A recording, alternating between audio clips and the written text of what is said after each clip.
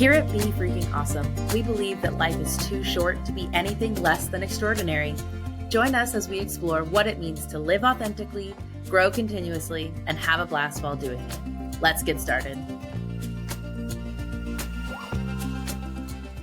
Welcome, everyone, to this week's episode of the podcast. I'm Sami Kinnison. I'm one of your hosts. I'm a communication coach who helps people figure out how they need to say the right words at the right time and help unpack the emotions that sometimes get in our way.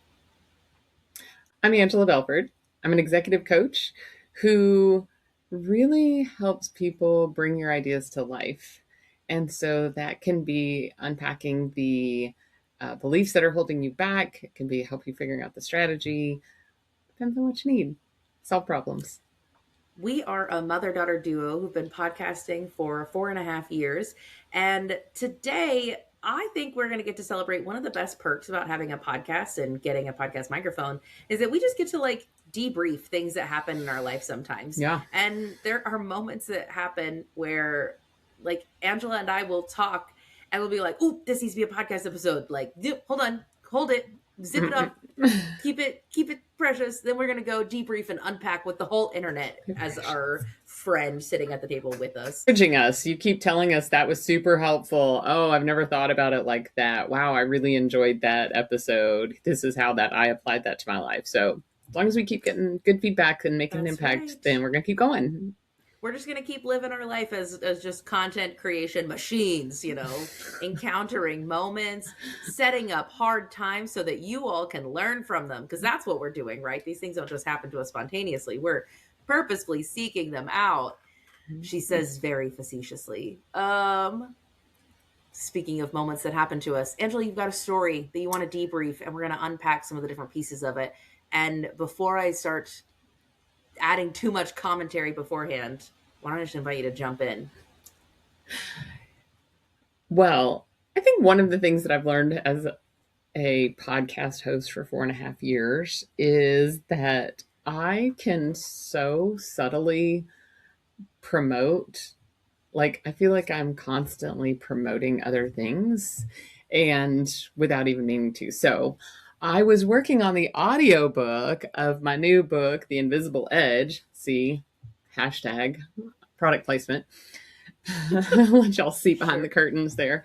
Anyway, and so when I did Be Freaking Awesome, I recorded that in a studio with my audio engineer. He would tell me when I wasn't being awesome enough. And he's like, "Come on, be more Angela, be more Angela." Honestly, I would love to do that again, but it was 12 hours of time that we spent. And then he, cleaned it all up and we published it. And then the second one, I probably spent, 15 or 16 hours in the podcast studio of the Fayetteville Library all by myself. And then I turned it over to my audio engineer. He would definitely wish I would have turned it over as I was going and not waited till the end because he had some adjustments, but whatever. So with this one, it's fictional. I would have told you 6 main characters because there's a business coach and she's got 5 business owners. And it turns out there are 15 characters in this book, if you count all of the supporting characters and all of the conversations, because it turns out dialogue tells a better story. And to have dialogue, you have to have people to have a dialogue. And so I knew, number one, I'm not voices person. I did know that you can hire other audiobook. I was laughing, sorry, because I know you're not a voices person, even just from childhood book reading. You weren't necessarily the parent that's gonna "Oh, what are we doing today? Get out!" You would read us books, but not necessarily with a cast of characters and the voice acting. Yeah, no, not my circus, not my monkeys, not what I do. And so I knew I could hire an audiobook engineer and an audiobook narrator, and I might still, because I have a friend that did that for his fictional book and had a great experience, and it wasn't ridiculous priced. But I wanted to test out 11 Labs because I heard about it when we were at Podfest, and basically what I did is there's the 2-minute setup to tell you the story, which is that I took 2 hours of my first I took just 2 hours of raw podcast recording. and uploaded it to 11 Labs just to see what it was like. So I just went and grabbed these. It turns out we edit them kind of a lot because when you download the raw audio, a little rough. So, but I went and uploaded it, created a voice, had it read the note from Angela. And I'm like, oh my gosh, this is crazy. Like, as much as I do AI, this is crazy talk. And I go to show it to my husband, and I accidentally hit the button on my laptop to play a sample voice.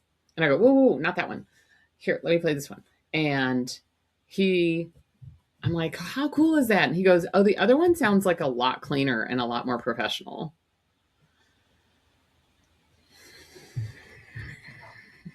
Insert argument. Because I was like so excited. I knew it wasn't final version. I already knew that I was going to have to figure out some other form of audio. Turns out my other audiobooks were heavily engineered and had much better quality. But and he's like, oh, I'm so sorry. I'm so sorry. I'm supposed to cheer first. I'm supposed to cheer first. And I was like, oh, good. The argument we had 3 weeks ago is still landing. And so it's like, I'm like, why do you have to ick on my wow? Number one. Number two, like, can you just for half a second be excited with me before you give me feedback? Mm-hmm. And so I was like, we're going to talk about this because he's not the only one. Number one, I know our brains like automatically see what's wrong. Like that's what they're designed to do. I get that. Number two, work a lot with a client that is very critical, and they perceive themselves as, I'm just making it better. This is my contribution, is making it better. And I'm like, but you never talk about it like that. You never start with, oh, you know, it would be even better. Like, because if you say it'd be even better, then that insinuates that it would be good. And I go, I know you can't stand to even say that it's good if you see something wrong with it. And so I'm real sensitive to this in this season of my life, and catch myself doing it because my job, when people say, will you approve this graphic? Will you approve this ad? My job is literally to make sure there's nothing wrong with that ad. And so I know my designers have to put up with all kinds of like feedback without the cheer first. To me, this is such an interesting quote problem. I don't think problem's the right word, but scenario thing that does happen, like for a lot of people. I teach a framework that I don't know that it's not mine. It's definitely borrowed. When somebody's coming to you with a problem, when somebody says like, here is the thing that like I'm struggling with, I offer, the framework is, does somebody need to be hugged? Do they need to be comforted? Do they need to be heard? Do they need to be validated? Or do they need to be helped? And so when it's like, oh my gosh, I've had such a stressful day and my boss is awful and this is horrible and all of these things. And you know, it's sort of the joke of like, they don't actually want you to fix the problem. They just need you to listen to them for a moment. And so when somebody is coming to you with like ranting, complaining, all of these things, I think the framework of, do they need to be hugged, heard, or helped can be really helpful. That like, no, how do you want me to show up for you in this moment when you have a hard thing going on? And I think a lot of people can see this, to say like, yes, I know my wife is frustrated with this thing and I tried to solve her problems and she's just so mad at me for solving her problems. And it's like, yeah, we just wanted you to listen to it and acknowledge and give us some space because we're smart. We're genuinely smart people and can solve a lot of our problems. You and I have had this conversation. I think there was one time where I was like, I know how to solve my problem. And before I get to the problem solving step, I just need to like lament this thing that's happening and I don't like it. What's happening here is different. It is not the same as like I'm bringing my rant, my complaint, my frustration. They do feel like related. You know, when somebody brings something to you, how are you responding? Do you want to respond in a way that spurs good relationship connection, or does not? People get frustrated when I come looking for this thing and you gave me something different. And this is the same thing. I come looking for one thing and I was given something different. And that's really frustrating. Mm-hmm. Whether you're bringing a negative something or a positive something, figuring out what those expectations are and noticing your patterns to be like, if you're always somebody who fixes the problem and never just listens to the problem, like at a certain point, it's not the person bringing you the problem. Like you also need to adjust your response. When somebody's bringing you something exciting that they want to share and your response is always just to like, neat, well, this could be better, well, don't forget about this thing, like You, that, at a I certain point, your response, the way you're responding, contributes what I to have the relationship watched is connection. I've watched a person like lose influence because it's like, well, you're never ever happy with anything we do, so I'm not even going to try to meet your expectations. And then why doesn't Right. anybody care what I think? And I'm like, well, because we can't make you I literally yelled at them one time and was like, I'm supposed to interview somebody to see if they can make you happy when I don't even know how to make you happy myself. Like, I don't understand what the goal is there. So yeah, I think you absolutely can lose credibility. Here's the other thing, it erodes the relationship Mm-hmm. because like I know I'm pretty self-aware of what my needs are, and I have a friend who's one of my closest friends is trained computer science degree, whatever, and is we all got a little tism.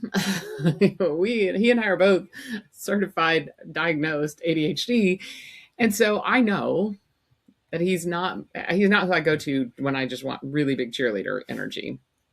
Right. But sometimes I'll be like, "Can I show you this thing? I just need to be excited about my thing." Or can I show you this thing so you can shoot holes in it before I present it to someone else? Like I will say that to him. I Right. need you to like, and it's funny because almost when I come to him and say I need you to shoot holes in this, he'll be like, "Oh my gosh, this is so cool." I'm like, "Yeah, yeah, yeah," but tell me what's wrong with it. It's really funny.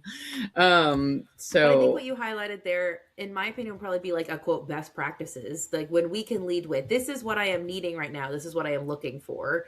Um, this is there's a chart I really like that the more trust you have with somebody, the less words you get to use. mm, Um, and so then there are times where if I don't have a lot of trust with you, I got to give you all the words of exactly what I am expecting. If I have a lot of trust with you and I don't give you a lot of words and then it sort of drops off, it's tricky. Like you're like, oh, trust broken. I think about, so there's some people that these things land really easy and there's some people that they don't. I definitely had a situation with a friend who one could argue I, rained on her parade. I icked on her wow. And I think it was necessary. She got a job promotion at work where she was going to move from managing a team of 3 to a team of 60. And she was super excited that she was getting a $10,000 raise to do that. And I could not figure out how to be happy for her in that moment because I was like, do you see that that is not adequate compensation for that increased workload? And she's like, no, no, no, but I'm super excited. It's like a 17% raise or something. And it was like, that is not sufficient. Like you are being mistreated in this situation. And I don't know how to tell you, like, I don't know how to be excited for you. I'm really sorry. I want to be there for you and I want to be really excited for you, but you need to go back and ask for more money. And it was really hard for our relationship. And I think in the place where I have a strong foundation with this friend to like I always show up and cheer for her. I am like one of her biggest cheerleaders. She got accepted to a program to go to Germany for a year and her family was like, "Oh my gosh, you're going to be away from us." And I was like, "Oh my gosh, I'm so jealous. This is incredible. I'm like so happy for you." So the fact that I have so much trust to be the person to cheerlead, it gave me the space that when I wasn't going to cheerlead this moment, I was able to be like, no, no, genuinely, like this actually is a problem. This is not something we should be excited about. You are being mistreated at work. look, my husband didn't hit me. He only screamed at me for an hour. And you're like, that's still not the standard, babe. Like No. that's and so I want to like I think that there is so much like there's lots of scenarios and moments like that, but you have to build the trust and the foundation that somebody is going to know to be there for you, that like you got to show up and be excited for the exciting things. And then in that moment when it comes up and it's not that exciting, that is actually more meaningful to be like, wait, and you're like, look, I spent $1,000 and this is what I got. And I'm so excited. I'm ready to hit publish. And it's like, wait, hold on. Like, hold on, wait, what? Like, that feels mismatched. Can you use more words or can you ask more questions? I don't know. That's my thought, is figuring out how can you be the person that people know, like you are an encourager and a cheerleader, and not in a way that has to feel fake, but in a way that's genuine. Um, those are my And thoughts. I think that oftentimes we see this when people are like, oh, I have an idea for a business and here's what I'm thinking. And their friends and family will be like, that's never going to work. Well, your Mm. friends and family are trying to protect you. They are trying to they're kind of trying to protect themselves too, because then when it does, if it doesn't work out for you, then you're going to be sad. You know, they may feel like, oh, what if you get into a financial bind and then I have to help you, or I feel like I'm supposed to help you. So I know that there's times when you have great ideas and there's people around you that aren't going to cheerlead your idea.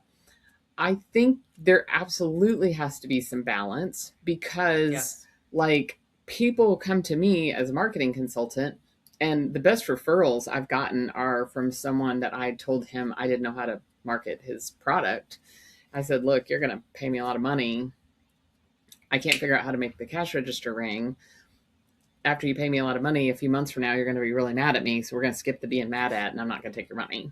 And he sent me the best referrals. He was like, if you have a bad idea, um, she'll tell you. And so, like, I absolutely am honest with people. I think that's what sometimes people hear and they turn it into black and white. Oh, so I can only be happy for them. I can't tell them what is wrong. But I've literally said to people, I'm like, okay, I'm going to be so excited. And when you're ready to get into the nitty gritty, like fine tuning, I want to have a conversation so that we can like really make sure that this is very successful. But I'm so excited for you, right? Like you are offering, and sometimes I think we learn more from failure than we do from success. And so I'm not proposing, Mark Zweig, in case you're hearing this, I'm not proposing that we should all go fail, fail, fail. But you do have to try things that don't work, and then you keep pivoting and you keep pivoting and you keep pivoting. I'm not saying failure as in the whole business, but you're going to try some stuff. I'm really big into mitigating risk and making sure that whatever you have to lose, whatever's on the line, is minor. That's why this like 11 labs experiment was like an easy. I mean, I spent, $150 or whatever on a couple of months worth of subscription, and I'm going to test it. And people, I may get feedback, and people like, if you're on Spotify Premium, go listen to it and tell me if it's good, if you like it, or if it's like, ugh, it's so obviously AI. I'm like, okay, cool. Thank you for that Mhm. feedback. Now I'm going to go and I can spend a few hundred more dollars on an audiobook edit narrator, so I think you got to manage what people are needing, and you don't have to be the only person to tell them that their fear or that their thing isn't going to work out. And sometimes we are in the position where we have to give somebody some critical feedback. I will say one thing that I struggle with that I don't have an answer is that there are times where somebody will like show me something. I genuinely don't think it's good. Um, and I can be like, "Oh, I'm so excited that you're excited about this," and like, or to be like, "Wow, that's great. Will you, when you're ready for feedback, will you let me know?" Or I'll ask like, "Oh, nice. Are you ready for feedback at this point, or you just want to like big picture it?" Which I think is just like, it's hard for me not to be obvious. Like, "Oh no, I have notes. I've got notes for you."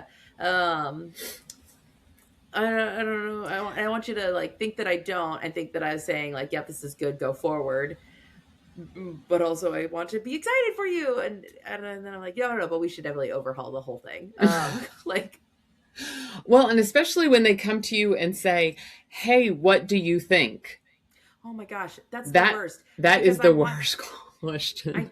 genuinely, like, if you want to know what I think, ask that question. If you are open to any end of the spectrum of what I think, ask that question. If you want to show me something and say, I'm really excited, can you be excited with me? Like, I need that indication because I am somebody who is going to honestly tell you. I had a friend once who said, what do you think of my boyfriend? I'm like, oh, I think he's awful. And I think that like he is like the worst loser, awful person ever. You ready to go back? Like we were in the bathroom and I was like, you want to go back in there? And they're like, what is happening? What do you mean? Why are you being so mean to me? And I'm like, you asked me what I thought of him. I told you the honest answer. Like, Another little hashtag ADHD is on the autism spectrum. Neurodiversity spectrum. Yeah, and I was just like, don't ask somebody. No, we will tell you. I will tell you genuinely what I think. And so I have to struggle because I have struggled at times when people ask me that question and then they don't actually want the answer. And I'm like, yes. I don't like this because say what you mean. If you really wanted it, yeah. If you really wanted to know what I think, then you need. And so then because then also, they could say, I hope you like him. And or there's things where it's like I'll ask and be like, well, do you really want to know? And like, that's really obvious. If I remember correctly, I do genuinely think that was my first question when they said, what do you think about my boyfriend? And I was like, do you really want to know what I think? And it was like, well, now, yeah, I do. And I'm like, yeah, he's awful. Like but again, I don't know how to not make it like sneaky that I have a negative review. Okay, let's be clear. This is what's funny about this whole episode is because it really is reading the situation. Huh? You got to read the room. Sort of. And sometimes also we are not ones to like sugarcoat it. So like we have a story. I don't remember if we've told it on the podcast, but this person was getting married. I was the in-town mom, mother of the bride. And we had celebrated her birthday at my house. And then we went to lunch. And her fiance did not come to her birthday celebration. And her fiance couldn't be bothered. He was just didn't want to come. He was at home, like playing video games and didn't want to come. Anyway, whatever. This was like the list was long. This was just the final straw. And so we go to lunch and I go, okay, before we start talking about wedding planning, I just want to level set. Like, you know that you can still cancel this wedding, right? Like we're 4 months out. You have plenty of time. You know that this was a rebound. You know this isn't a good idea, right? Which is probably, but she also like needs it black and white. Like I could not have sugarcoated it for her. And she, best answer I've ever gotten. But I've already bought the tablecloths. Which to me is a fight, flight, or freeze response. Like I can tell you that was a nervous system fight, flight, or freeze. But I've already bought the tablecloths. And not, I don't want to leave him. Which, by the way, for everybody, if you want the spoiler at the end of the story, they did go through with the wedding, and she has already left him, and she is now happily married to somebody else. Happily married. Well, and she got really upset with me, and I said, no, I will never, ever not tell anybody again. If I'm close enough to you that I'm helping you, I will tell you because I have another story of where no one told this person. And then everybody talked about him behind their back.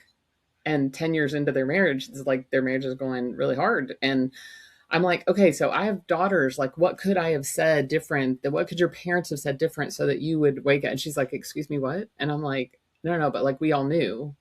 Like we all talked about it. We all knew. She's like, nobody said a word.